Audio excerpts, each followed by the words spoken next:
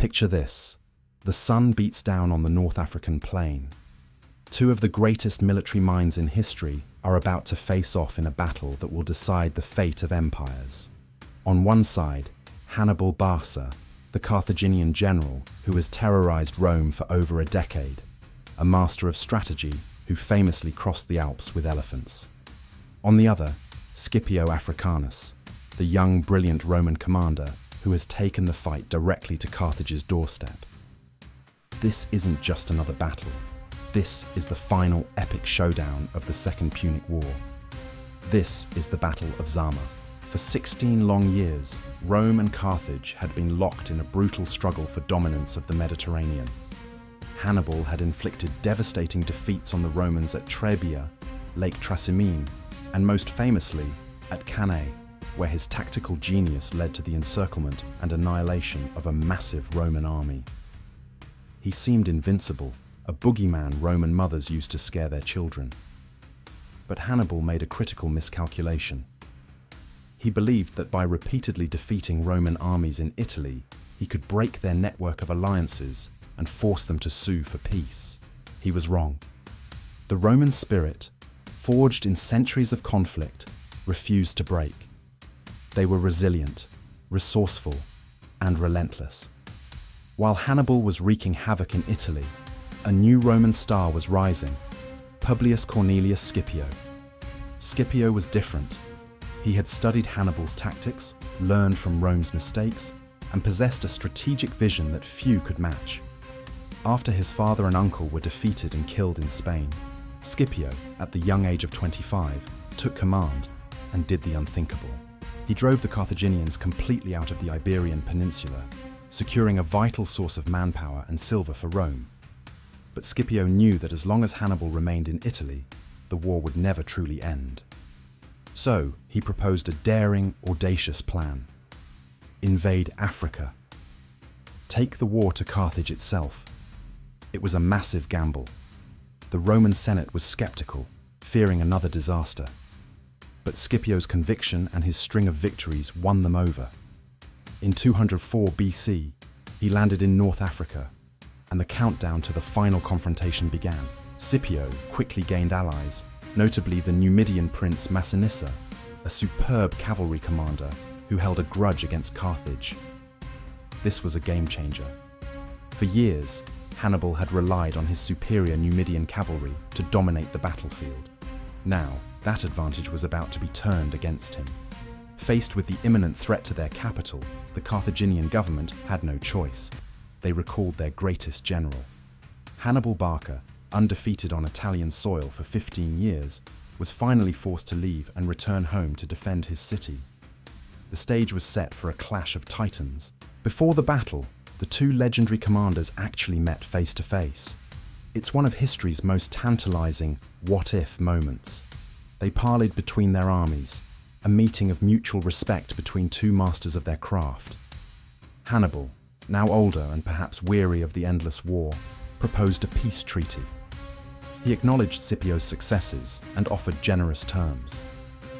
But Scipio, holding the upper hand, refused.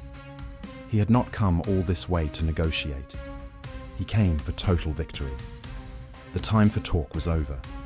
The fate of the Mediterranean would be decided by iron, steel, and strategy.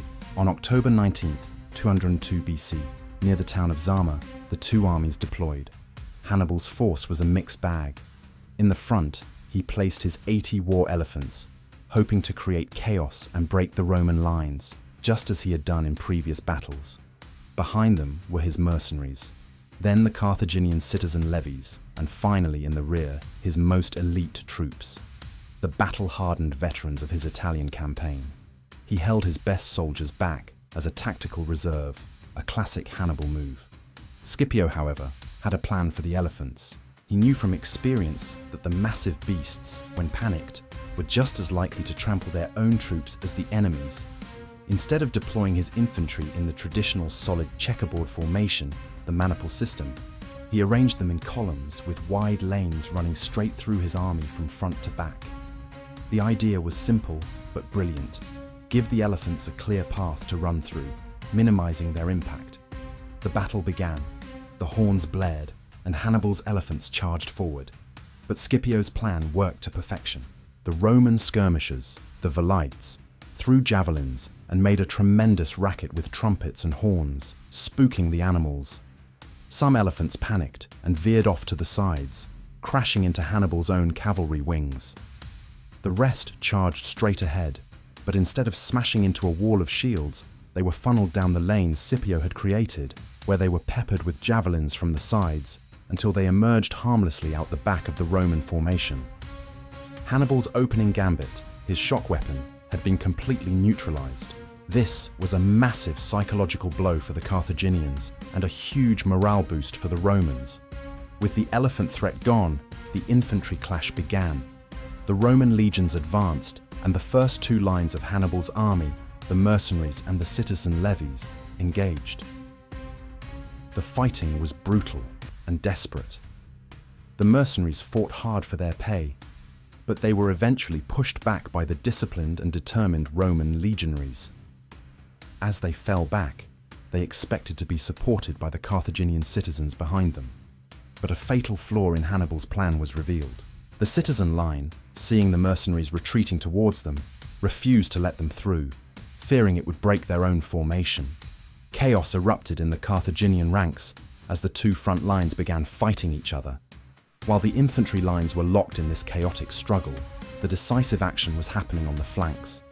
At the start of the battle, the combined Roman and Numidian cavalry, led by Scipio's trusted general Laelius and the allied king Massinissa, had charged Hannibal's weaker cavalry. The Carthaginian horsemen were quickly overwhelmed and routed from the field. But instead of plundering the Carthaginian camp, which was a common and often battle-losing mistake in ancient warfare, Laelius and Massinissa showed incredible discipline. They rallied their troopers and began a wide, sweeping maneuver to return to the main battlefield. Back in the center, the Roman infantry had finally pushed through the chaos of Hannibal's first two lines. They were tired, and their formation was becoming disorganized.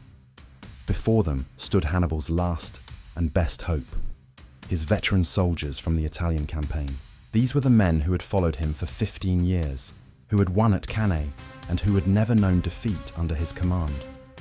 They were fresh, disciplined, and ready for a fight. Hannibal ordered them to advance. A new, ferocious phase of the battle began. The two elite forces crashed into each other. The Romans, though weary, fought with their typical grit, while Hannibal's veterans fought with the skill and desperation of men defending their homes. For a time, the outcome hung in the balance. It seemed as if Hannibal's genius might just pull off another miracle. But then, at the most critical moment, the thunder of hooves was heard from behind the Carthaginian line. Laelius and Massinissa had completed their maneuver. The Roman and Numidian cavalry slammed into the rear of Hannibal's veterans. It was the Battle of Cannae in reverse. Hannibal, the master of encirclement, was now himself encircled. His elite troops, caught between the Roman legions to their front and the cavalry to their back, had nowhere to run. The slaughter was immense. The Carthaginian army collapsed. Hannibal himself barely managed to escape the carnage, fleeing the field with a small escort. The battle was over. Rome had won. The losses at Zama were catastrophic for Carthage. Historical accounts estimate they lost around 20,000 men, with another 20,000 captured. The Romans, by contrast, suffered only a few thousand casualties. The defeat was so total, so decisive, that Carthage had no choice but to accept Rome's peace terms. The terms were harsh. Carthage was forced to give up all its overseas territories, including Spain. They had to surrender their entire war fleet, pay a massive indemnity in silver over 50 years, and, most critically, they were forbidden from waging war without Rome's permission. This last clause effectively ended Carthage as a major military power and sealed its fate as a Roman client state. The Second Punic War was finally over, and Rome was the undisputed master of the Western Mediterranean.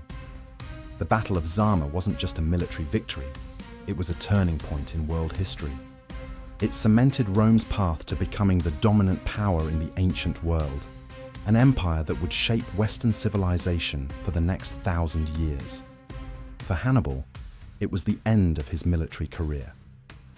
Though he tried to reform Carthage politically, he was eventually hounded into exile by his Roman and Carthaginian enemies, ultimately taking his own life to avoid capture. Scipio, forever after known as Scipio Africanus in honor of his victory, returned to Rome a hero. His strategic brilliance in taking the war to Africa and his tactical innovation in neutralizing the war elephants at Zama earned him a place as one of Rome's greatest ever generals. Zama stands as a masterclass in military strategy and adaptation. Scipio didn't just beat Hannibal, he out-Hannibaled Hannibal, using Hannibal's own signature tactic of encirclement against him. It was a victory of learning, discipline, and audacious risk-taking over an established, legendary genius. It proves that in warfare, no one is invincible, and innovation can triumph over reputation. The echo of this single battle on a dusty plain in Tunisia reverberated through the centuries, paving the way for the rise of the Roman Empire and the world we know today. Thank you so much for joining me on this deep dive into the epic Battle of Zama. It's a story of incredible genius, high-stakes gambles, and a clash that truly shaped the course of history. If you enjoyed this journey back in time and want to learn more about the pivotal moments that defined the ancient world, make sure to hit that like button and subscribe to the channel. We have so many more stories to tell. Let me know in the comments which historical battle you'd like to see covered next. Thanks again for watching, and we'll see you in the next one.